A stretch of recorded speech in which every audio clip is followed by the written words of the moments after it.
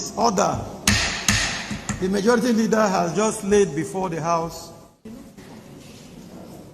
the notice of allegations of gross misconduct brought pursuant to Section 188 of the Constitution of the Federal Republic of Nigeria as amended 1999, and this particular letter was signed by 26 members of the Rivers State House of Assembly, which the majority leader has read their names.